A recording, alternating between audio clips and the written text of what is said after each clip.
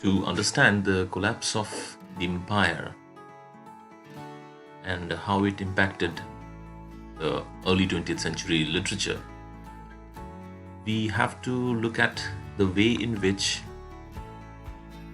the idea of the empire emerges in the academia. And then subsequently, we have to look at the way in which decolonization starts in the mid 20th century. So,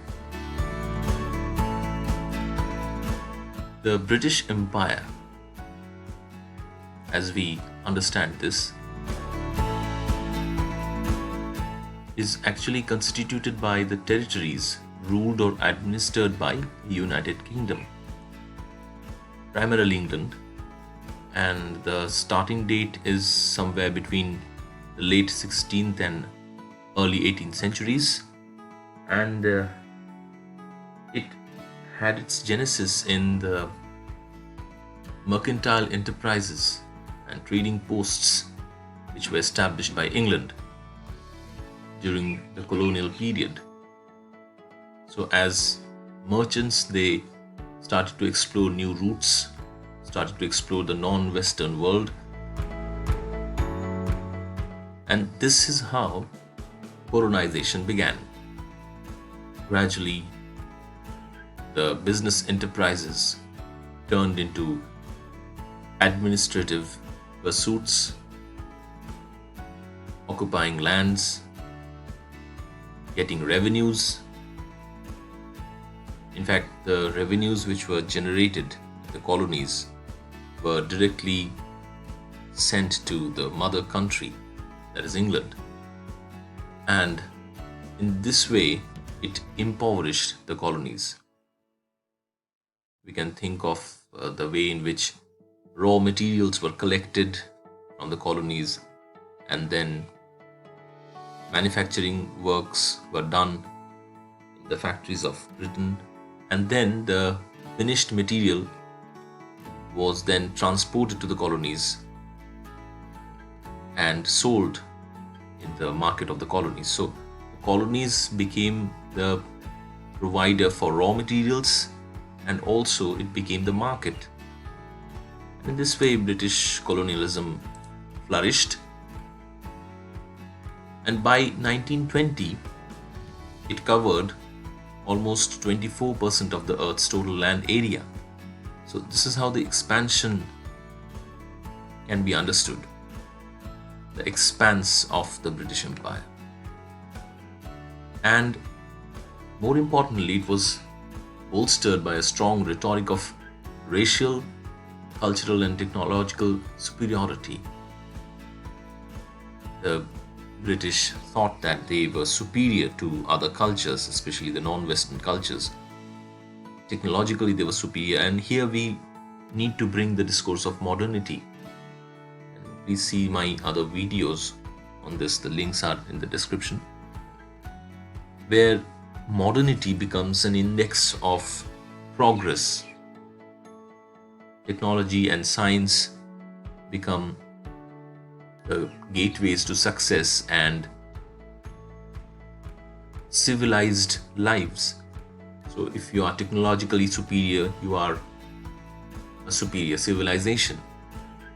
Now all these discourses try to bolster the very idea of racial pride and superiority, cultural superiority, which justified colonization in a very strong way.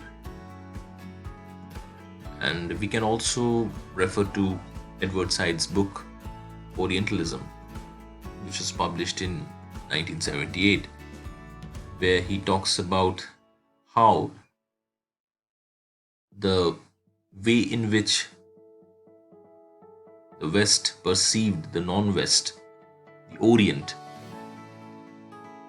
provided the premise for colonization, and it enabled imperialism to flourish.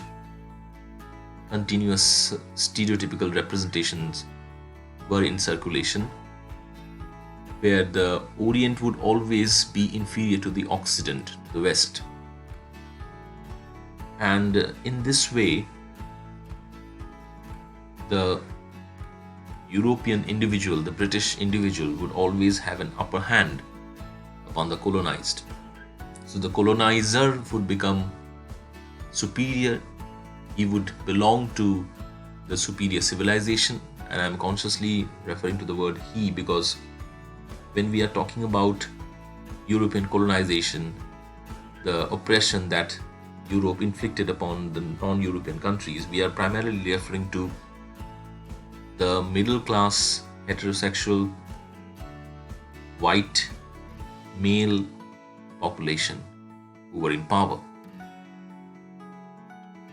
So, who were in power in England, in the West.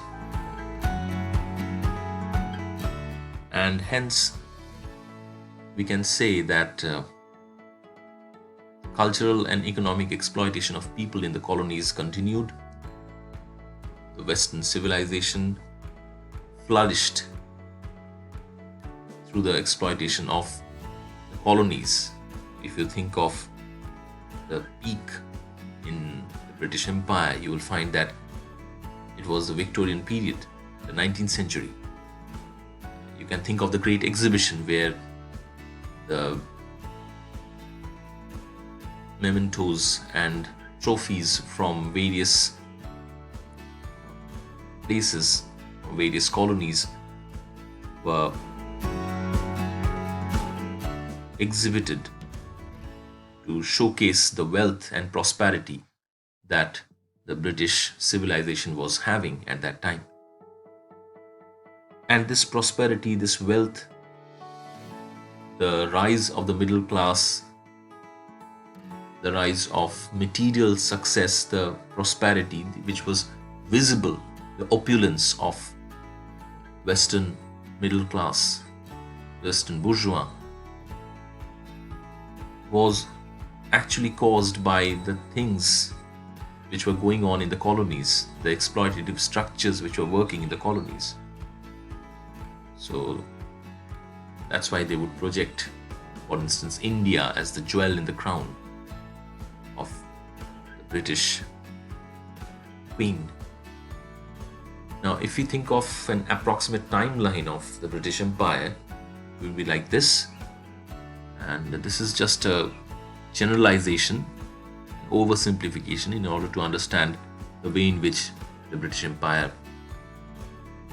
began and then reached its acme, reached its zenith, and then had a downturn, had a decline.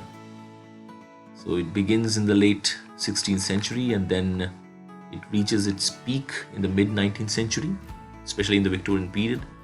And then in the late 19th and early 20th century, we see a downturn in the British Empire, a decline.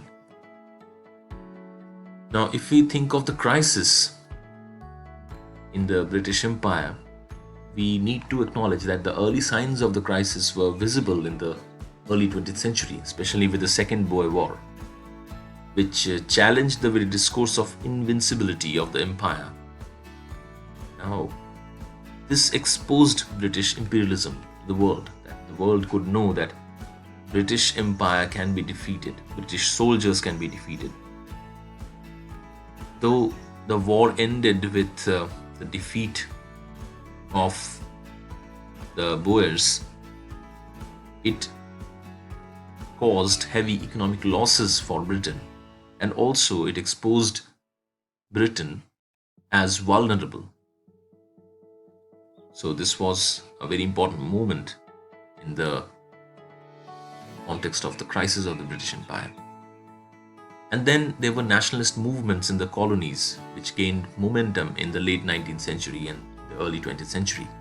You can think of the Swadeshi movement, which grew stronger in the early 20th century as the partition of Bengal took place in 1905 in India.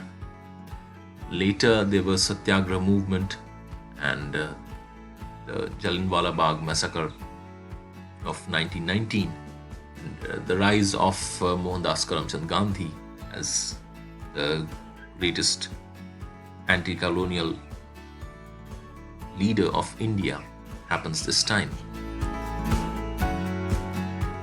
Anti-colonial nationalist movements developed in various parts of Africa as well. In Nigeria, it emerged in the 1920s, while land crisis in Kenya emerged in 1930s, which gradually led to Mama, or the Land and Freedom Movement, and later on led to the emergency. So, and there were violence and civil unrest in Ireland as well. You can think of the Easter Rising of 1916 this time. Now, all these uprisings, the Easter Rising, the Jallianwala Bagh massacre, and the violence of emergency in Kenya, which happens around 1952, all these revealed that the British administration was frustrated to contain the colonized population, the apparently weaker section, and in this way it betrayed the weakness in the British administration. They were unable to cope with the uprisings which were happening this time. It was troubling them a lot. And there were world wars happening during this time, and this made the British Empire more vulnerable. It was extremely difficult for them to maintain stability. You can think of the defeat that the British troops had in Singapore. It had to surrender to the Japanese, and this again exposed the vulnerability of the empire. And then the rise of Japan as a new imperial power was also undermining the monopoly of the British. This happened after or during the Second World War. And also after the Second World War, there was the rise of the United States of America and the Soviet Russia, which happened in the mid 20th century, 1940s, 1950s. So all these new players in the field of imperialism undermined the monopoly of Europe and Britain as imperialists. On the other hand, we have to also look at the Labour Party, which stemmed from the trade union movements of the late 19th century. They were in power in the 1920s, and they realized that the British Empire cannot hold India and other colonies under itself. There were world wars, there were movements, anti-colonial movements emerging in various parts of the British Empire. And then there was the Great Depression of the 1930s due to the stock market crash in 1929 in the USA, which also escalated the troubles of the British economy. Now, all these paved the way for gradual decolonization. Colonies got decolonized, especially colonies in Asia and Africa. And we see the beginning in the mid-20th century.